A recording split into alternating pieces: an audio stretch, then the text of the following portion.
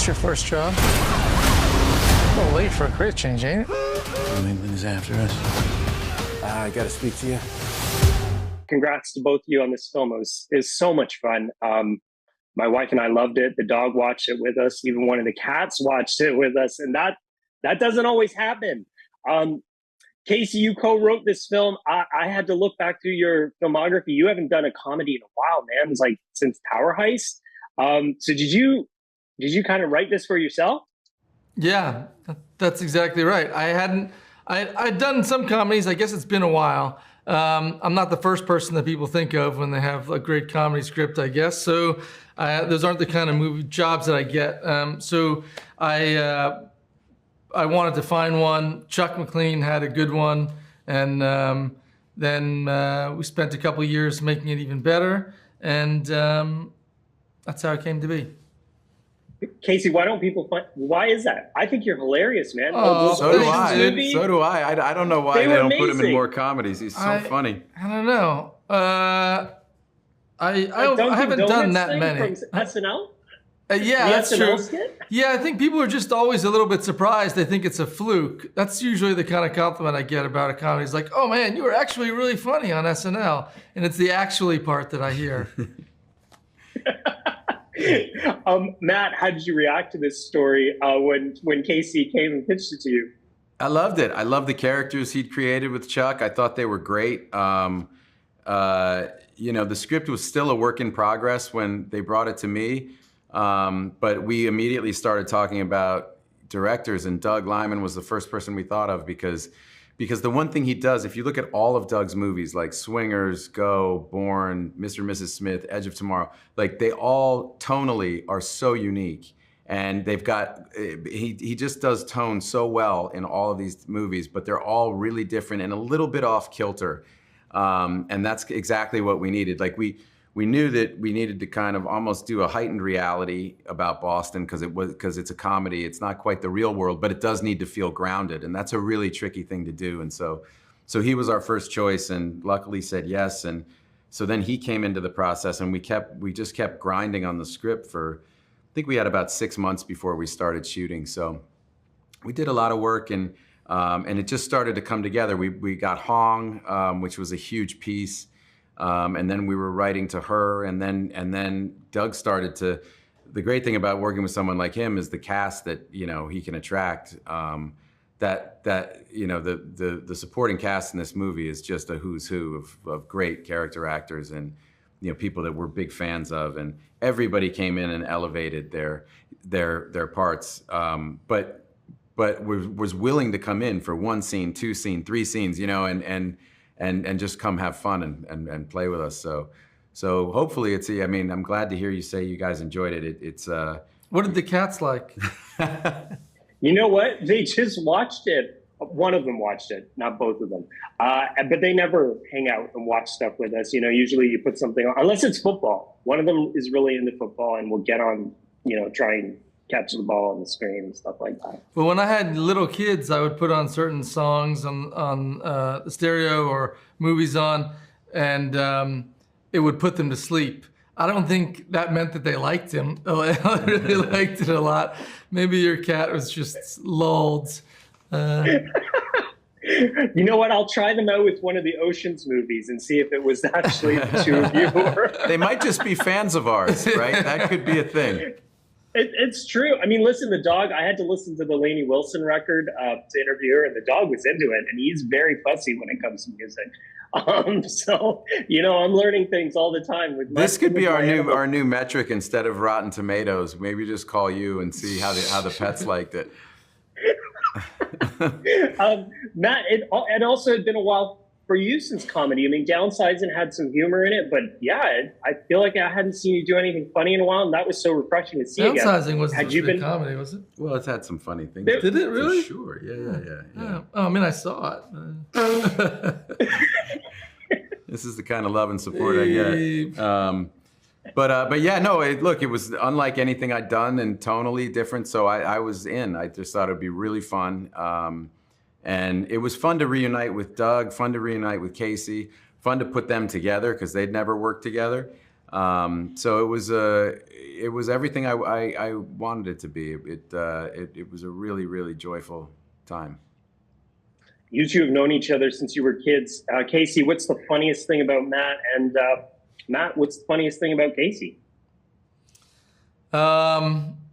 Funniest thing about Matt is the funniest thing about Casey while he's thinking of that is that he will call you and have a 4-hour conversation about a decision he's trying to make, and then hang up, having gotten nowhere. You have an entirely circular conversation with him for 2 to 4 hours. And then I would call Ben and go, God, I was just on the phone with your brother for 3 hours or whatever, talking about it. And he goes, yeah, I was on with him this morning for 3 hours. Like, Casey has a Rolodex of people he calls and has the same circular conversation with about when he's trying to make a decision about something. Funniest thing about Matt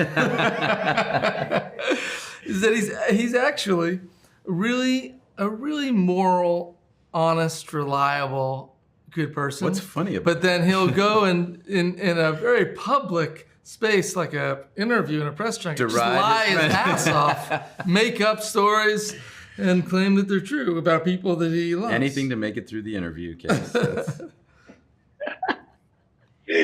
I've interviewed you both before. I mean, Matt is the person I've interviewed the most actually in my career. Wow. But I've never asked you guys this. Good Will Hunting was such a big movie and it was the start of both of your careers. Not the start of my career, but I got a little bit of a head start, but it's all right. I'd been in a major motion picture before that, but these true. guys were just getting started. Huh? You were in To Die For, that's right. Yeah. And Matt, you were in Field of Dreams and School Ties. School Ties and Geronimo and Courage Under Fire. I was paying this dude's rent. Did you guys realize that movie was going to change your lives when you were in the middle of filming it, some of which was filmed in Toronto? Yeah, a good bit of it was filmed in Toronto. All the interiors were Toronto. We shot more. We shot 3 weeks in Boston on that one, I think, and so probably 5 in Toronto, 5 or 6. But we hubbed in Toronto. Our editing was in Toronto. Like, that was our hub on that movie. But no, I mean, we hoped that it was going to change our lives. We hoped that we were going to be in a position where we were getting consistent work after the movie. That was really what our big hope was. What happened was, and while it was filming, the scenes were all going exactly the way we were hoping they would go. So it felt good, and we were guardedly optimistic, but we had no way to know what, that it was gonna. It also, Titanic came out at the same time, which was this historic thing where, everyone was going to it was breaking records every weekend, and we just sat behind it in second place and just drafted off of the success of Titanic, really off of the success of the fact that, like, all of the movies that were out in theaters at that time, just so many people were at the movies that everybody benefited in the movie business from that phenomenon. And so Good Will Hunting was, became I think really successful, but in large part because it was part of this cohort, all of these other movies that were out, particularly Titanic. And Gus Van Sant also he was a very hot director. He just made two of his best movies. And so there must have been some indication that when he came on to direct it, that it was going to be, at the very least, it was going to be seen, given a chance. Yeah, for sure. For sure. We knew that people would see it, but we didn't. Miramax was platforming it, so we didn't know. They always they didn't commit to anything. They would open it small, and they opened it small in December, and they would go wider in January. But the scale of their operation was kind of dictated with how it did initially and what the reviews were, and with a per screen average, and as they were platforming. So there were a lot of unknowns, and then they went really wide with it, and it really did great.